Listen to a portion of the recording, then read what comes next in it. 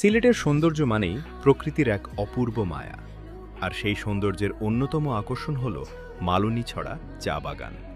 শহরের ব্যস্ততা পেরিয়ে এখানে এলেই চোখে পড়ে চারপাশের মনোমুগ্ধকর সবুজ। সারি সারি চা গাছ, দূরের পাহাড় আর নির্মল বাতাস, সব মিলিয়ে চারপাশের পরিবেশ হয়ে ওঠে অসাধারণ সুন্দর।